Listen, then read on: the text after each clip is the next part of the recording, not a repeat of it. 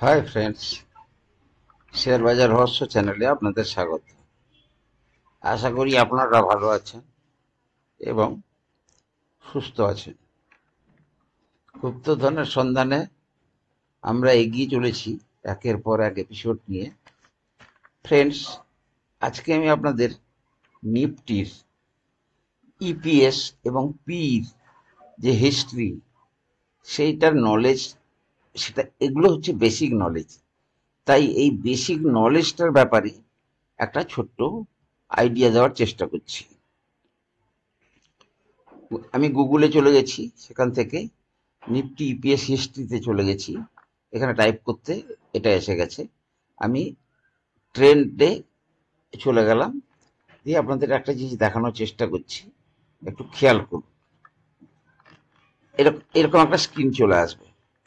এখানে আমি অল করলাম। এবার দেখুন ফ্রেন্ডস, আমি যদি এখানে দেখি, এখানে কিন্তু আমি মানে গত 15-20 বছরের কিন্তু রেকর্ড দেখতে পাচ্ছি। এখানে যদি নিয়ে যাই, কি আপনি কারসারটাকে নিয়ে যাবেন, এখানে দেখুন 2007, 2007-এ দেখুন নিফটি কত ছিল, 5759। তখন কি ছিল নিফটির ইপিএস, মানে আর্নিং, নিফটি শেয়ারগুলোর আর্নিং, ঠিক আছে, 222। ঠিক আছে, 222 থেকে আজকের দিনে দাঁড়িয়ে আপনি যদি দেখেন নিফটির আর্নিং কত হয়ে গেছে, 935। ঠিক আছে, আর্নিং যে হারে বেড়েছে তার তুলনায় কিন্তু তুলনামূলকভাবে সেই অর্থে, মানে তখন যেভাবে বেড়েছিল সেই অর্থে কিন্তু মার্কেট এখনো বাড়েনি। এর বিভিন্ন রকমের মানে থাকতে পারে, বুঝতে পেরেছেন তো? তো এর মানে খোঁজার জন্য আপনারা চেষ্টা করবেন না, আগে বুঝুন যে রোজগারটা কিভাবে দেখতে হয়।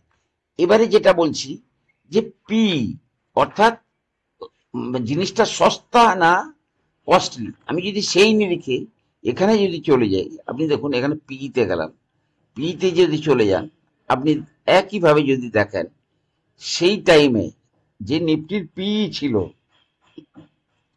রোজগারের নিরিখে, আমরা কবে দেখেছিলাম, আমরা এই সময়টা দেখেছিলাম, তখন যা ছিল তার তুলনায় কিন্তু আমাদের দেখা যাচ্ছে যে পিটা কম্পারেটিভলি কমেছে। সরি, হ্যাঁ, কমেছে। মানে তখন পি ছিল কত, 27-28, আজকের দিনে পি কিন্তু 20-22। কথাটা বুঝতে পেরেছেন? আর শেয়ারটা কিন্তু 21.314। তাহলে পি কমেছে, মানে কি মার্কেট সস্তা। যদিও আমাদের মার্কেট বিশ্বের অন্যান্য মার্কেটের তুলনায় আহ, একটু কস্টলি, অর্থাৎ এখানে যারাই মাল কিনতে আসছে তাদেরকে একটু বেশি দামে কিন্তু জিনিসগুলো কিনতে হচ্ছে।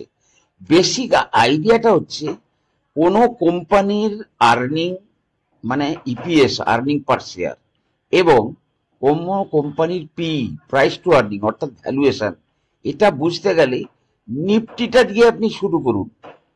না বুঝতে পারলে আমাকে আহ, বারবার ধরে কোশ্চেন জিজ্ঞেস করুন।